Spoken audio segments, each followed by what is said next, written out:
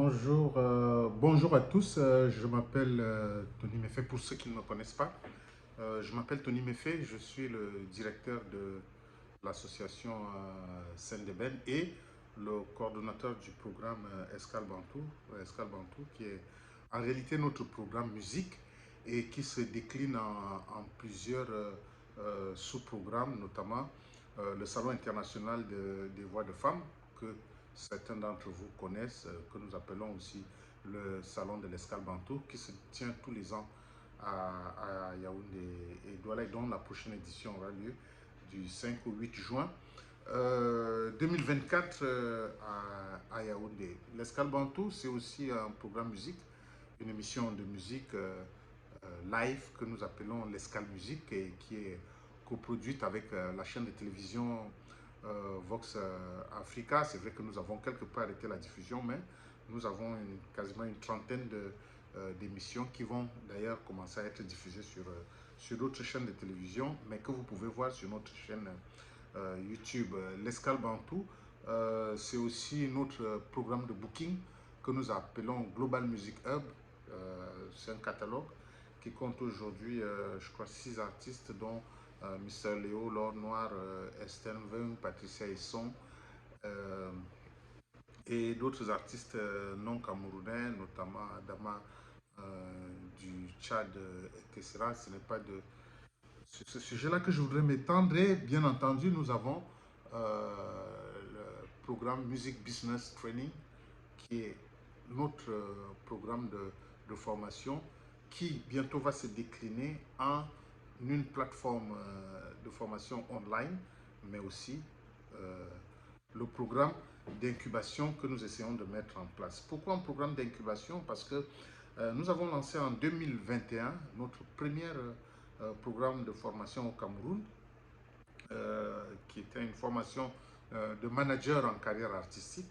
C'est un programme qui s'offrait sur 5 jours et que nous avons offert à Douala, à Yaoundé et à Garoua. Malheureusement, nous nous sommes rendus compte que si le programme a effectivement permis à beaucoup plus de personnes, de jeunes managers, de comprendre le fonctionnement du secteur musical africain de façon spécifique, on n'a pas toujours senti qu'il y a eu un réel impact sur les artistes qui sont accompagnés par ces jeunes managers, parce qu'on a davantage constaté que il y a beaucoup plus de personnes qui parlaient avec une certaine aisance sur les médias sociaux, notamment Facebook, Twitter et Instagram, du développement de carrières artistiques en sortant de la foule de fausses idées reçues qui circulent sur le sujet au Cameroun, quoi. Et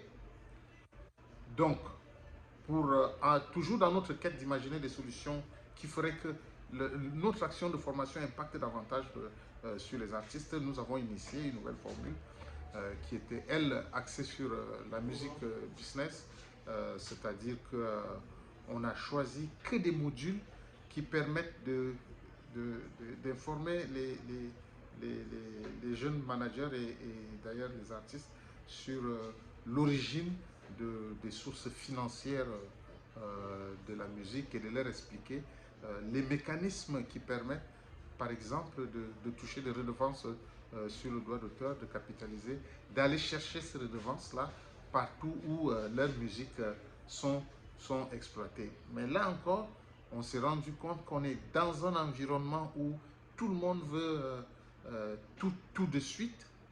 Et donc, si ça a permis à ceux qui étaient déjà avec nous il y a un an d'évoluer dans la compréhension de certaines choses, nous voulons pousser beaucoup plus loin. Nous voulons arriver à un travail qui impacte véritablement sur les projets artistiques. C'est pour ça que cette année, nous avons choisi de faire de l'incubation, c'est-à-dire de prendre un binôme, artiste, manager, et de l'accompagner directement sur son projet. Pour nous, l'objectif de cette démarche est, dans un premier temps, de mieux faire comprendre aux managers c'est quoi le rôle, aux artistes, pardon, c'est quoi le rôle d'un manager. et d'accompagner les jeunes managers dans la structuration du projet qu'il a dont il a la charge de diriger. C'est-à-dire que notre programme hum, va se décliner, bien entendu, en atelier théorique, parce que la théorie reste quand même quelque chose d'important, comme elle permet de comprendre le principe. Mais contrairement aux autres années, en plus de la théorie, nous allons proposer des exercices pratiques qui auront comment dire ça, pour, euh, pour support le projet de l'artiste. Qu'est-ce que j'entends par là? J'entends par là que si nous devons sur l'un des modules parler de la construction d'un projet artistique avec un atelier théorique auquel j'exhorte tous les artistes à participer, que ce soit en présentiel ou en distanciel, nous allons aborder les questions qui font l'essence même d'un projet artistique. Contrairement à ce que les jeunes y pensent qu'un projet artistique, c'est dire, ouais, j'ai mon single qui doit sortir. Non, ça c'est une activité dans un projet global de l'artiste. Donc, une fois qu'on a fini d'expliquer c'est quoi un projet artistique, comment est-ce qu'on construit un projet artistique, nous allons, avec le manager, travailler sur la construction du projet dont il a en charge la gestion. Si comme pendant la formation, le programme, nous allons aborder les questions de la promotion. Nous allons travailler avec le jeune manager pour qu'il puisse offrir à son artiste une image plus marchande, des supports de communication beaucoup plus professionnels et une stratégie de mise en marché beaucoup plus efficace. Donc, voilà, je crois, on a 5 grands ateliers à travers lesquels sur lesquels nous allons échanger. Ça veut dire que chaque mois, dans le prolongement de chaque atelier, nous allons avoir des exercices pratiques ayant pour support le projet de l'artiste. Mais il ne s'agit pas que de ça, il s'agit aussi de faire comprendre, aussi bien aux artistes qu'à leurs managers, quelles sont les problématiques actuelles du secteur musical africain. Et pour cela, nous avons intégré dans notre programme des conférences.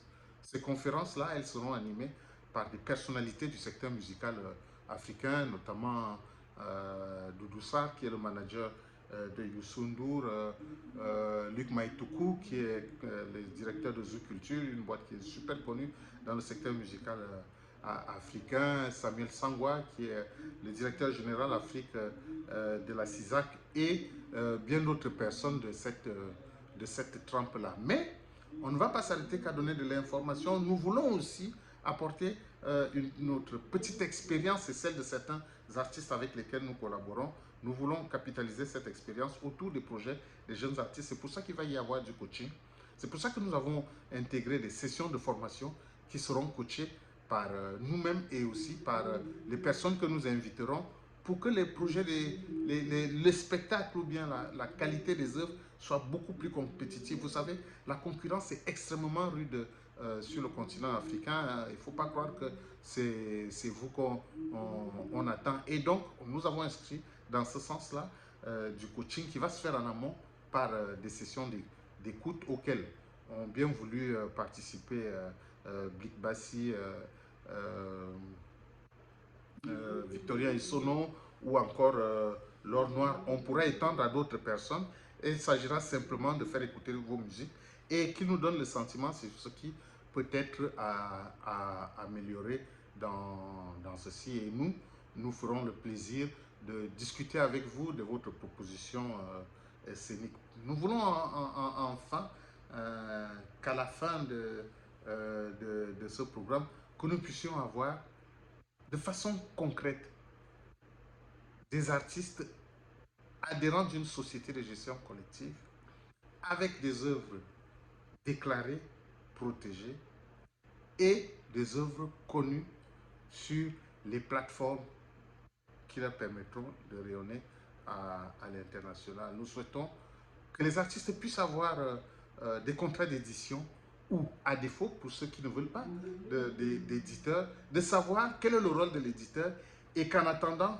de voir un éditeur ou bien de comprendre que c'est important d'avoir un éditeur, au moins que le staff administratif, c'est-à-dire que le manager, puisse faire ce travail éditorial qui est important pour la rentabilité des musiques enregistrées, parce qu'il ne faut pas toujours croire que la musique, c'est que les cachets sur la scène. La musique, ce qui dure vraiment, ce qui rapporte à l'artiste le plus longtemps possible, ce sont ses droits d'auteur. Et nous sommes dans un continent où tout le monde, ou presque, est auteur, compositeur, interprète. Donc il ne faudrait pas simplement, il ne faut pas hypothéquer votre côté auteur-compositeur simplement pour quelque chose d'éphémère qui est être artiste, interprète. Nous souhaitons que chacun d'entre vous puisse avoir des contrats types, par exemple, que lui propose à des gens qui ne sont pas capables de lui proposer un contrat. Tout ça vous met à l'abri de mauvaises surprises et de mauvaises personnes, mais ne sachez pas que le contrat,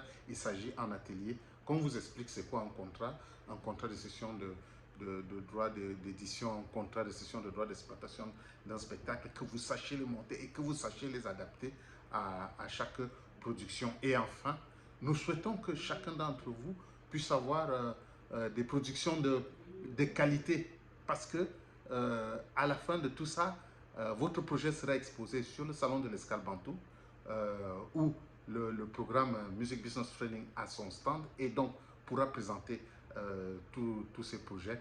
Mais aussi, certains d'entre vous, les meilleures productions seront retenues pour la scène officielle et pour ce qui est des filles, et une scène off pour ce qui est des garçons.